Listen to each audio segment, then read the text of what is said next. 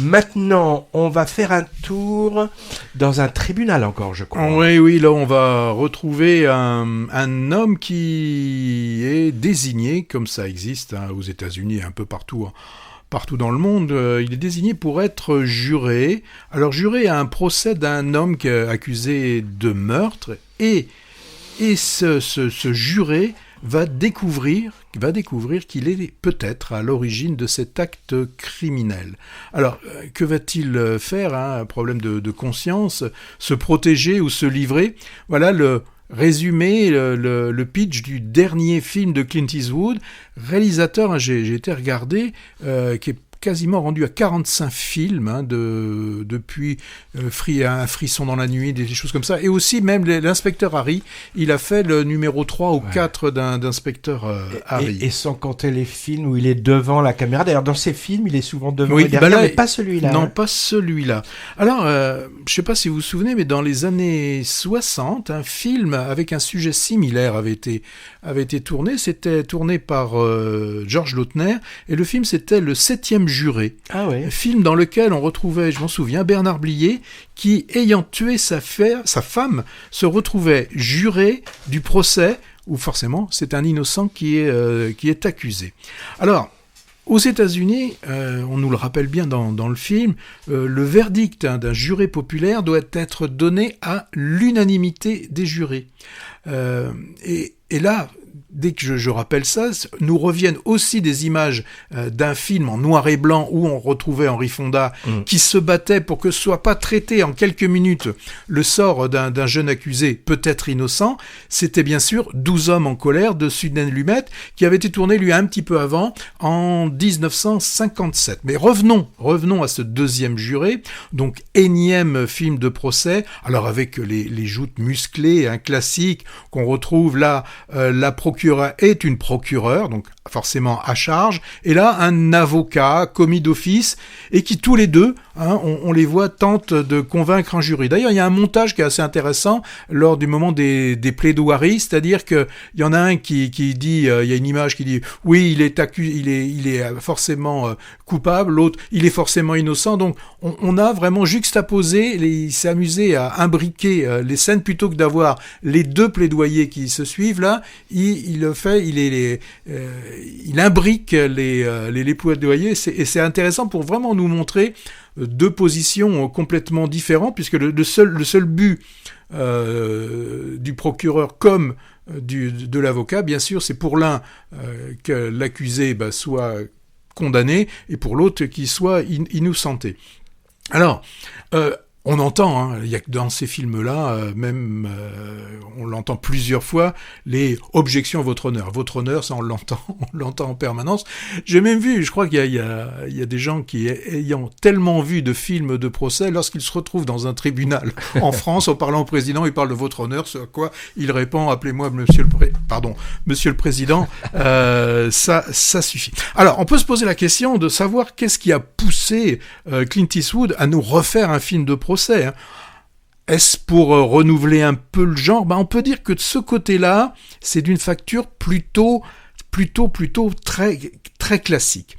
Mais ce qui a été intéressant dans le film, c'est qu'il pose quand même des questions. Il nous interroge aussi quand même sur ce système judiciaire où, c'est dit au début, il est parfois plus intéressant de plaider coupable et de trouver un arrangement plutôt que d'aller au procès. Même si un innocent sait qu'il est innocent, à la limite, si son dossier est vraiment mal foutu, mais il a peut-être intérêt à dire « je suis coupable », simplement dans un problème d'économie, de rentabilité de procès. Il nous montre aussi, ça c'est assez intéressant dans le film, c'est comment un juré doit juger, donner son avis uniquement sur des faits, et d'ailleurs ne pas chercher à poursuivre l'enquête s'il trouve qu'il y a quelque chose qui a été mal fait. C'est pas son rôle. On lui expose des faits, et avec ces faits, il doit se forger une opinion. Et dans cette opinion, bien évidemment, on lui demande d'enlever tout ce qui peut être émotion. Si c'est le meurtre d'un enfant, il faut pas que lui se dise si c'était mon enfant, etc. Il ne doit juger que les faits. Donc ça c'est quelque chose qui est aussi intéressant. Il y a aussi on le retrouve souvent dans le cinéma américain, cette volonté, c'est ce qui les sur quoi souvent ils reviennent, c'est la rédemption. Est-ce qu'un homme est-ce qu'il peut changer? Est-ce que le droit à l'oubli existe finalement? Quelqu'un qui a été alcoolique, est-ce qu'il restera alcoolique même si ça fait 10 ans qu'il n'a plus touché une goutte d'alcool? Alors, la rédemption, c'est souvent les thèmes des films de Clint Eastwood. Oui, ça on sent que il y a ça aussi un peu dans les films de Woody Allen, le côté coupable, innocent, on se souvient de Match Point, crime et machin là. C'est film plus à la fin. Plutôt que les comédies ou les films sérieux, on va dire. Alors, il met aussi en lumière ce qu'on pourrait appeler presque un jeu qui existe entre la procureure et l'avocat. Et là, c'est peut-être pour moi un des points faibles du film. J'ai eu de la difficulté à croire que la procureure puisse rencontrer l'avocat en dehors du procès et aller boire un coup ensemble. Voilà, autant je peux comprendre que deux joueurs de tennis se battent sur le terrain et après puissent aller boire un coup, ça peut être aussi le cas de la troisième mi-temps.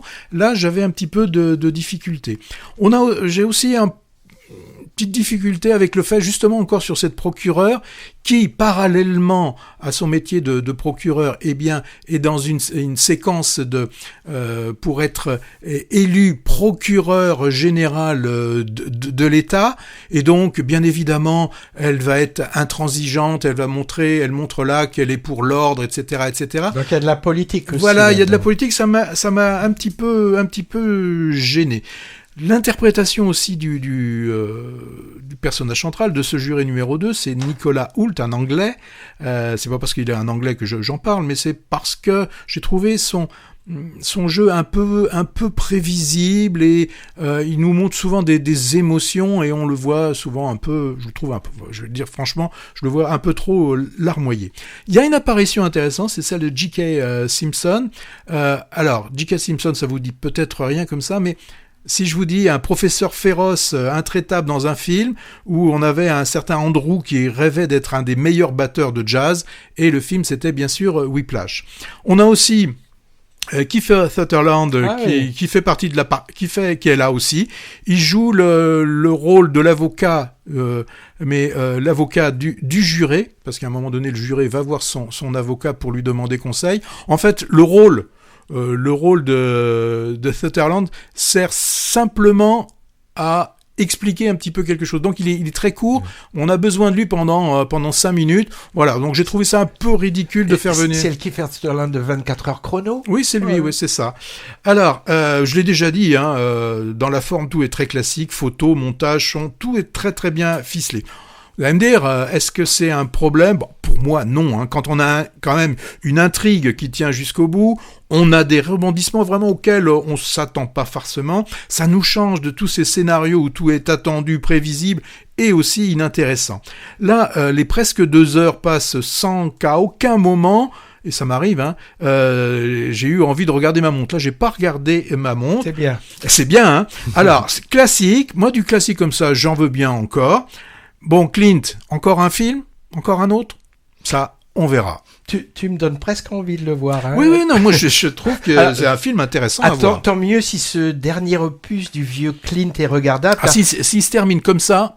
Bon. Enfin, je veux dire, pas que lui termine, mais s'il termine sa filmographie comme ça, moi je dirais que c'est bien. Le précédent de 2021, qui s'appelait Cry Macho, il faisait chant du cygne, mais rempli de couacs. Hein.